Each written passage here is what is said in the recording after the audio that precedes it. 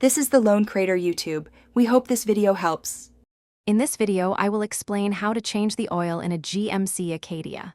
First, gather your essential tools like a wrench, drain pan, new oil, and a new filter. Always ensure your vehicle is parked on a flat, stable surface and the engine is cool to the touch. This preparation ensures a safe and efficient oil change process.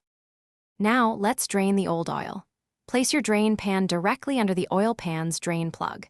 Using the correct wrench, carefully loosen and remove the plug, letting the used oil flow into the pan. This usually takes about 10 to 15 minutes. Once the flow stops, reinsert and firmly tighten the drain plug to prevent any leaks. Next, we replace the oil filter. Position your drain pan under the filter, then use a filter wrench to remove the old one. Be ready for a small amount of oil to spill.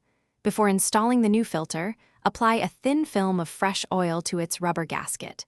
Hand tighten the new filter until it's snug, then give it about 3/4 of a turn more.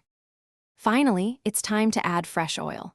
Remove the oil fill cap and carefully pour in the recommended amount, typically around 6 quarts of 5W30 engine oil for a GMC Acadia.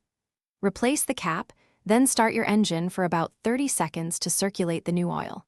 Turn it off, wait a few minutes, and then check the dipstick one last time to confirm the level is perfect. Thanks for watching. Consider subscribing if we helped you.